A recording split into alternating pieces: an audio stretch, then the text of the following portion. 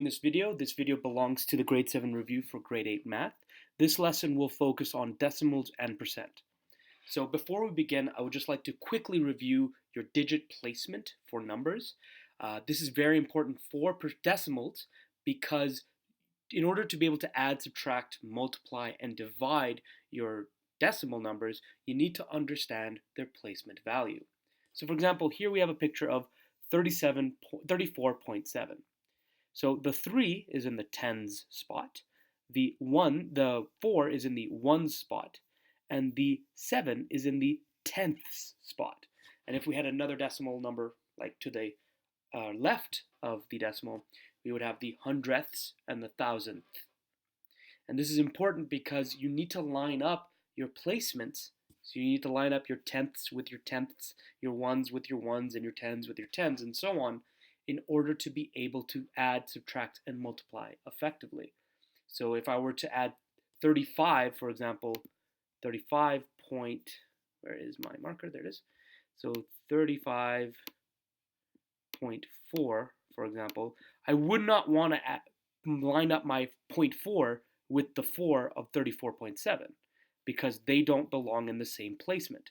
I want to line up my 4 with my 35, my 3 with my 3, and my 0.4 with my 7, right? If I don't line up my placement, my values, then you will not be able to correctly add, subtract, multiply, or divide. So, what is a decimal? All a decimal is a little dot that denotes any number is either less than or greater than 1. So, if we look at the decimal, which is this little dot right here, any number to the left of our decimal, to the left side of our decimal, is either 1 or greater. And any number to the right of our decimal is less than 1, right? So, for example, this number is 0.5. So we have 0, so we don't have any whole numbers here. And then to the right of this decimal, we have 5. So this is saying this 5 is less than 1, so we have 0.5, right? If I had 1.5, for example, this decimal denotes that this 1 is a whole number. It's larger than 0 or equal to 1. And to the right of it, you have 5, saying that this 5 is less than 1. So when you're multiplying, dividing, when you're multiplying decimals, when you multiply by tens, hundreds, or thousands, or so on, you can move the decimal to the right equal to the number of zeros. So for example, we have 0.5 times 10. Well, before you even touch your calculator, you can just take the decimal and move it over one spot to the right, right? So 0.5 times 10, the decimal moves one spot to the right because 10 only has one zero, right? It only has one zero. So I take the 0.5, I move it over, so I move it over here, and I end up with 0.5, right? I end up with 0.5 because I've moved the decimal to this side. Now, you don't write 0.5 because numbers shouldn't lead with zeros unless they're less than 1. So you ignore that 0 and you just have 5. So if I were to do the same number, 0.5 times 100, well, because 100 has two zeros, I move the decimal 2 spots. So here we have 0.5 over to the 5. And you can see I don't have a 0 here, but I added a 0 here because there's nothing there, right? Typically, if there's nothing in the beginning of a number, so zeros, or zeros at the end of a number, you usually just don't write them. It saves time. But those are basically invisible zeros, and so you move over one more spot, right? So 0.5 times 100 is 50 because I moved the decimal 2 spots. Let's do 1,000. 0.5 times 1,000. How many zeros do I have in 1,000? 3, right? I have 3 zeros. So I want to move my decimal 3 times. 1, 2, 3. That makes the answer 500. That's it. No math, no calculator, you're just moving the dot. And you have your answer. And this is a quick way to multiply your decimals by numbers that have tens, hundreds, and thousands. So practice with these ones. Try and make each decimal a whole number or greater than 1, right? So for example, you have 0.4. Okay, what number can I multiply 0.4 by to make it larger than 1? And yes, you can use multiple numbers, but try and pick the smallest number you can think of. All right, decimals and fractions are related. So decimals can be converted into fractions, and we'll definitely go into this later in the year, but you've covered a little bit of this in grade 7 as well.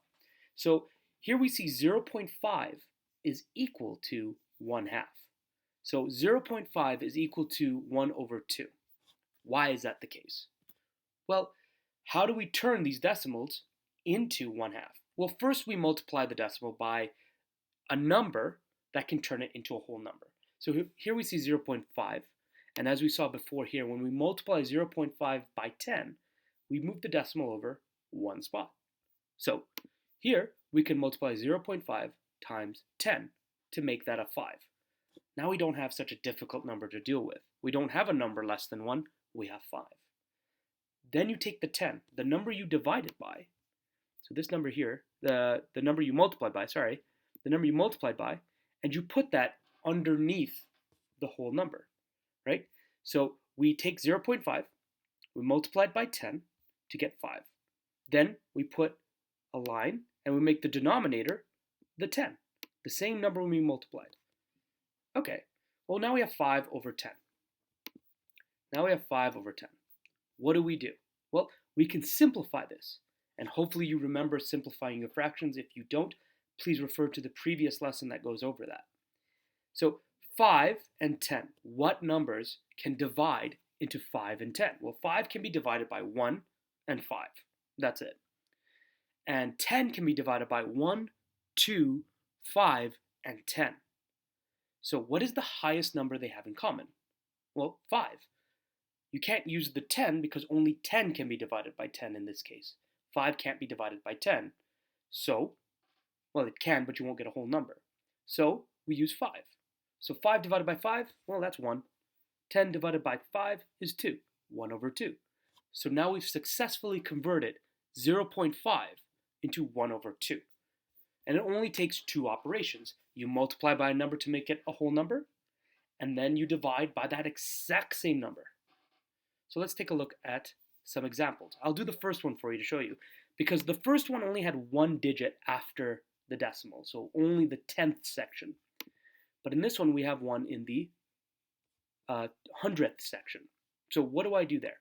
So I take 0.25, please forgive my writing, and we multiply it by a number. Okay, 0.5 we multiplied by 10 because we had to move it over one spot. Well, how many spots do we have to move to get 0.25 all on this side? Well, we have 2 digits here, so we need 2 zeros. So we need 100. That's a number with 2 zeros. So we can go 0.25 times 100, which gives me 25 over 100. Right? That's a fraction. Can we make it simpler? Well, hopefully you do know this. 25 and 100, well, that's the same as, if you simplify it, as 1 over 4. That's because 100 can be divided by 4, but divided by 25 4 times. So we have 1 over 4. So try and do the other ones. This one might be a little tricky. These two are basically the same. But this one might be a little trickier because it has 3 digits. So hint, hint, what do you need to multiply it by to make it a 3-digit number? So a quick cheat, you don't even have to actually write down the multiplication and work through the math. Look at the decimal you see. So quickly see what number, how many digits after the decimal, how many digits you have after the decimal. That's all you need to know. So here we have 0.2. We only have 1 digit after the decimal. We only have that 2, the 10ths section. So you multiply it by, 10. So then I have 2 over 10. Am I done? No, because I can still simplify the fraction. So 2 can be divided by 1 and 2. 10 can be divided by 1, 2, 5, and 10. Well, the highest number they both share is 2. So 2 divided by 2 is 1, and 10 divided by 2 is 5.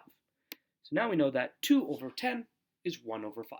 Those are the exact same fraction, right? Again, simplifying a fraction doesn't make a different fraction. It just makes the same fraction easier. 2 and 10, you've made the numbers smaller, you've made them more simple, so it's called simplification. So, a couple more examples. Try and convert these into whole numbers and convert them into their simplest fractions. So, percent.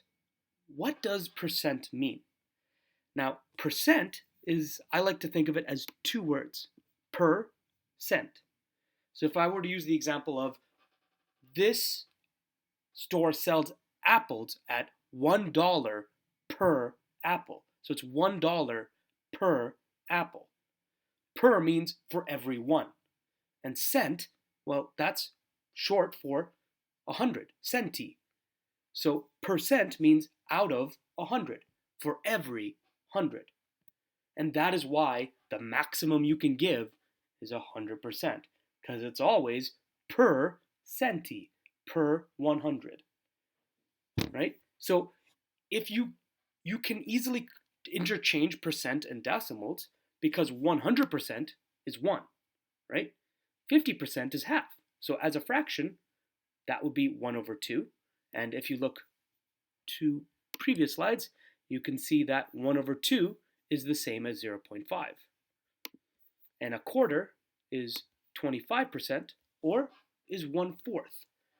And if you did the practice question, you can see that a quarter, or 1/4, is the same as 0.25.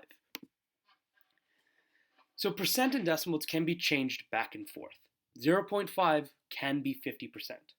All you got to do is multiply your decimal by 100. Again, percentages mean out of 100. So if you have a decimal, you just multiply it by 100. So this is a decimal, you got 0.5. I want to turn that into a percent, multiply it by 100. So because it has two zeros, you go one spot, two spot, and that makes it 50. And now you've just shown 0.5 is 50%. Well, what if we have percentages and we go to decimal? We do the opposite, right? The previous slide we went from multiplication to get decimals to percent. Well, now we're getting percent to decimals through the opposite, which is division. So it's almost the same rule, but backwards. So when we multiplied by 100, we moved to the right two spots. Well, when we multiply. When we divide, we move to the left, equal to the number of zeros, right? So we have 50 divided by 100. Well, I take the decimal and I move it over one spot and I move it over another spot. Now the decimal is here. So I have 0.5. And so when I convert percentages into decimals, I can just move the opposite way. And that's it. So you can move from decimals to percent, and we know that decimals and fractions can be changed into each other, so you can convert percentages into decimals into fractions. We will be going over this again later in the year, but this is some of the basic stuff you've covered in grade 7. So convert each decimal into a percent. I'll just give you some time to do that on your own. If this is something that's giving you trouble, I highly recommend you practicing, because this will be a big part of our unit later on. So, converting fractions to percent. So this can also be done by turning a fraction into a decimal, then into a percent. So here we have 18 over 30. First step, simplify your fraction. If you make your fraction simpler, it's easier, hence the name, simplification. So 18 over 30, well, if you simplify it, right, divide it. In this case, we're dividing by 6. 18 divided by 6 is 3. 30 divided by 6 is 5. We have 3 over 5. And as a decimal, that's 0.6. Now, how did I get that? Well, if we go back here, we had 1 over 5, which is 0.2. We found that equal. So 0.2 is 20%. Well, if it's 20%, and we have 3 of those, that's 60%, and you can convert that percentage into a decimal, and you have 0.6. Okay, well, 0.6 times 100 is 60%, right? Using that move twice cheat we can do. And that's it. That covers decimals and percentages with a little bit of fractions in between. And again, we will go over this in a later unit when we multiply and divide fractions. Thank you for listening, and I will see you in the next lesson.